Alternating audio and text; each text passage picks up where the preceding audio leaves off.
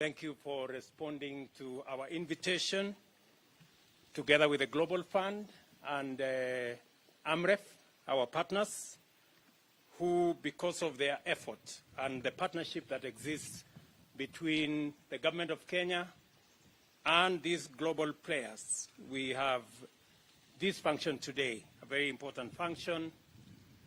Let me recognize the Chair of the Council of Governors, the Chair of the Health Committee of the Council of Governors, Mr. Lyndon Morrison, our good friend from the Global Fund, Dr. Githinji Kitahi, again, thank you for your wonderful speech, the Kenya Coordinating Mechanism members, governors who are present here, distinguished ladies and gentlemen.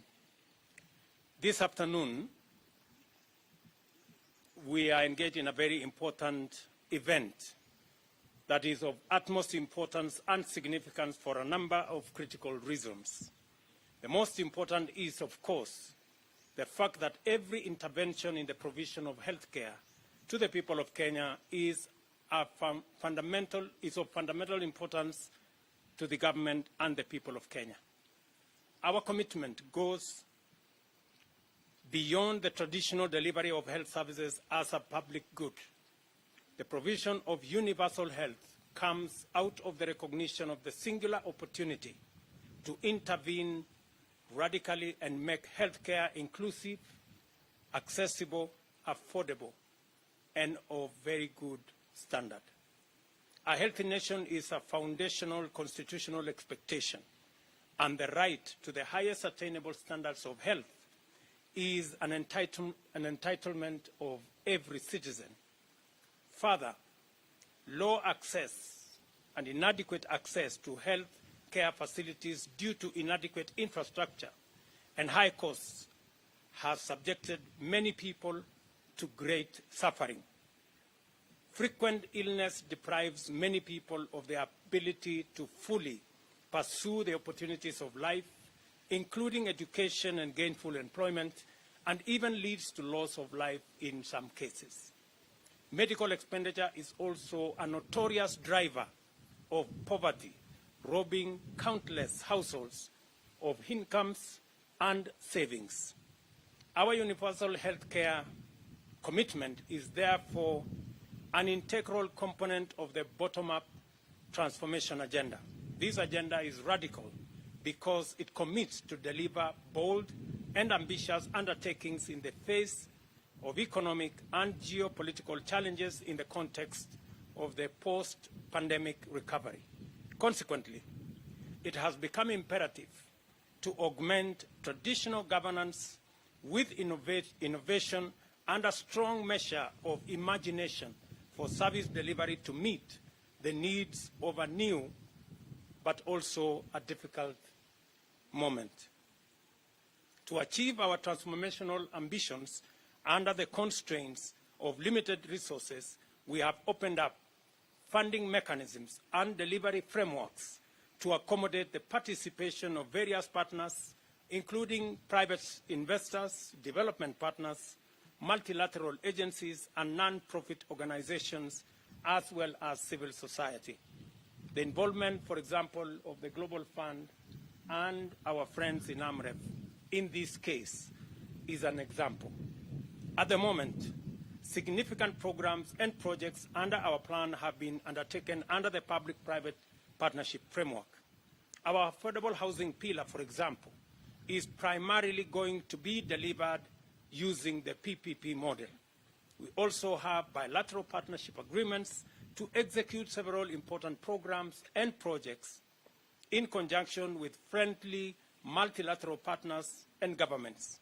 In addition, multilateral partners and multilateral organizations and development institutions have come on board to undertake critical projects in many sectors throughout the country. You heard the representative of Global Fund mention that we deliberately decided to increase our contribution to the Global Fund from $6 million every 3 years to $10 million because we want to create the partnership with other development partners and multilateral organizations to be able to support the delivery of our commitments as a government. I cannot sufficiently emphasize the magnitude of positive change we have achieved, the opportunities we have identified, and the potential to do much more and much better than earlier projected, thanks to our policy shift to partnerships as effective project implementation and service delivery frameworks. There is no better way of driving this vital point home than this event. Through a close and strong partnership with Global Fund, Kenya entered into effective engagement with other governments, civil society, the private sector, and affected communities, which enabled us to register remarkable progress in improving public health. As has been mentioned by the representative, apart from these 20,000 cylinders, we have a whole 5 billion shilling other projects that will be in the health sector that will support our push to every citizen to have access to health. In particular, the partnership we have fostered with Global Fund has contributed hugely to our country's tremendous progress in combating 3 of the most devastating diseases: HIV and AIDS, tuberculosis, and malaria. By investing more than $1.8 billion in the past 2 decades in strengthening of health service delivery, infrastructure, and community systems, the Global Fund has facilitated high-impact strategic health programs in our country. More specifically, there has been a 67% decline in AIDS-related deaths since 2013, 85% success in treatment of TB, and a major drop in national malaria prevalence from 8% in 2015 to 6% in 2020. Currently, the Global Fund grants to Kenya for 2021-2024 amounts to $441 million. That is almost, by all counts, billions of shillings, and is implemented by various partners, including the National Treasury, AMREF Health Africa, Kenya Red Cross, and other agencies. The National Treasury implements its portion through the Ministry of Health, NASCOP, Malaria and TB programs, National Syndemic Disease Control Council, Health Systems Department, county governments, and of course, KEMSA. On its part, AMREF Health Africa implements the grant through 46 community organizations, while the Red Cross does so through 65 also community organizations. While it is undeniable that our partnerships have been remarkably successful, we must look forward towards an uncertain future, recognize and prepare for the challenges that certainly lie ahead. This realization is particularly imperative given our post-pandemic outlook. The devastating COVID-19 pandemic was an immense stress test that posed a serious challenge to our health systems and exposed its vulnerabilities. The Global Fund came to Kenya's aid and supported us in coping with the overwhelming systemic burden of the pandemic with significant financial support. This is appreciated, and let us clap for the Global Fund, my good friends. More significantly, the Global Fund stands with us even now in the pandemic recovery phase as we take robust measures to remedy the systemic weaknesses exposed by the pandemic. A major vulnerability highlighted by the COVID-19 pandemic is the medical oxygen supply chain. Kenya has suboptimal oxygen supply and poor infrastructure, as a result of which it is minimally available in public health facilities. The pandemic drastically intensified demand for oxygen, raising its cost by more than 75%. As a result, suffering Kenyans and their distressed families were driven into unprecedented despair. The Global Fund has been immensely supportive of our efforts to strengthen our national medical oxygen ecosystem, and I appreciate the fund's $41.7 million, about 5 billion Kenya shillings investment through AMREF Medical to support our oxygen supply and comprehensive infrastructure improvements, as was explained by Dr. Gitahi. This covers refill of compressed and cryogenic oxygen, acquisition of tanks and cylinders, installation of high-volume PSA oxygen generation plants, and the piping and installation of manifolds as well as oxygen outlets to health facilities. Today, we are here to witness the crowning moment of a highly successful partnership that has seen us through the hardest of times and strengthened us for the future. As we flag off 20,620 medical oxygen cylinders for delivery to our 47 counties, let us reflect deeply upon, but also appreciate with gratitude and celebrate an exemplary partnership that has remained committed and also transformative. We are highly encouraged by the success of our partnership and further emboldened in our mission to deliver to the Kenyan people a healthcare system worthy of their aspirations and consistent with our ambitions for socio-economic transformation. I assure all our partners, those who are present here and those who are not, of our unwavering commitment and tireless devotion to ensuring that your friendship, goodwill, and support yields much more and brings our people closer to the Kenya of our dreams. I also appreciate every actor and stakeholder that has taken part in the partnership that has implemented our public health agenda, whether they are in government, the private sector, civil society, philanthropy, or the communities involved.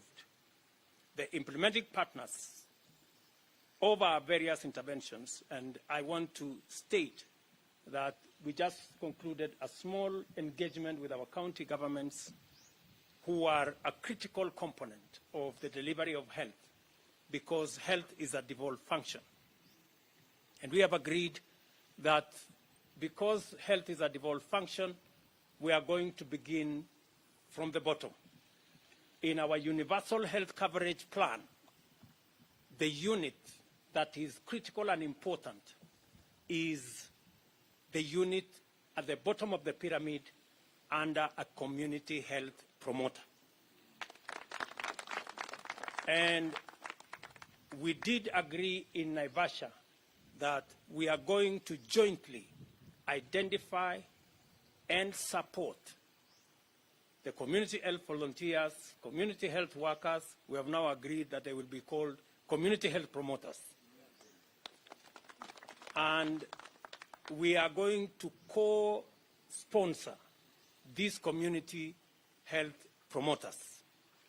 We have agreed with the counties that we need to standardize the remuneration of these community health promoters, and we need also to standardize the kits. Standardize the kits that will be made available for them to use in the service they will be undertaking in every village in the Republic of Kenya. This program, hopefully, we should be able to launch when all is put together. I have committed that the national government is going to provide all the kits for all the 90,000 community health workers. And we are already preparing for the delivery of the kits. We have already agreed with the leaders of the counties here, the county governors, that to remove the constant challenge that we have had around the partnership between the national government, the county government, and our health workers. We are going to now inaugurate the Kenya Health Human Resource Advisory Council that is already provided for in law. And we have asked the county governments to provide the membership of this board so that we can use it to address some of the challenges that we have, whether it is challenges to do with the coordination between the national and county government, whether it's the challenges of personnel, especially personnel issues, teachers, not teachers, but doctors who are going on study leave, how we are going to work with them, how we are going to iron out some of the issues that have been raised by our health workers.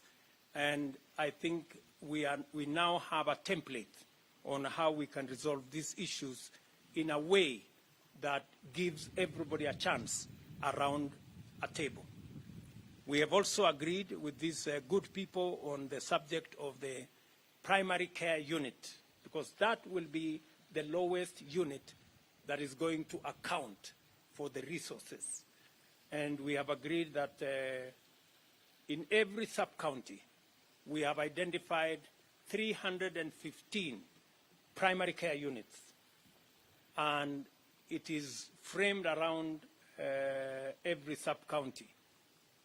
We've asked the counties, under the leadership of our governors, to identify additional stakeholders to bolster that team, so that the team that exists at the moment of the sub-county health committees, that we increase it by bringing on board a representative of the health facilities that are run by faith-based institutions, health facilities, another representative of health facilities that are run by the private sector, a third person to represent the community, and the counties will provide a forum where the community can elect a person who is going to be in that committee, and also our development partners, maybe like Global Fund, maybe like AMREF, maybe the others who are players in different counties, that they do also provide a representative in that health committee, so that we can have a committee that can assist us to drive the universal health plan.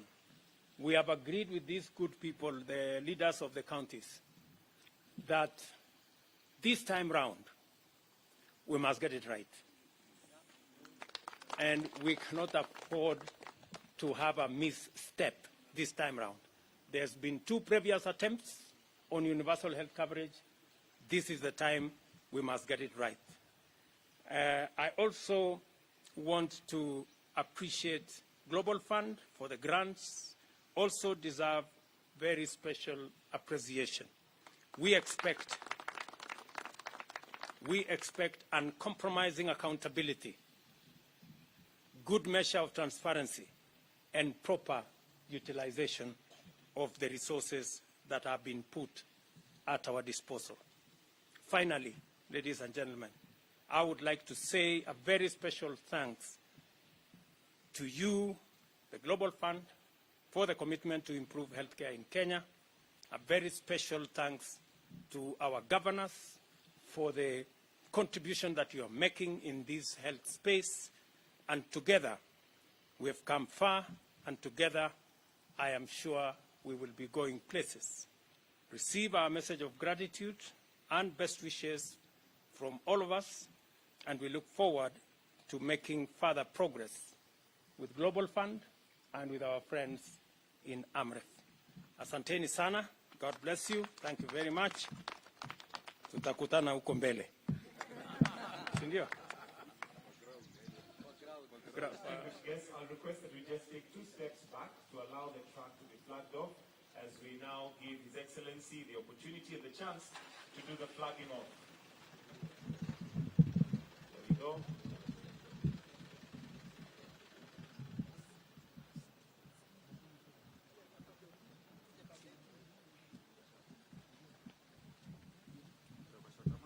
Alright, so Your Excellency, when you're ready, tupige makofi tafadhali as we now flag off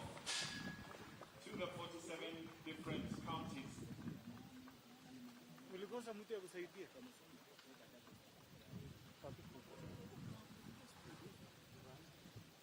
Mtaalamu alisema ikue tu hapo.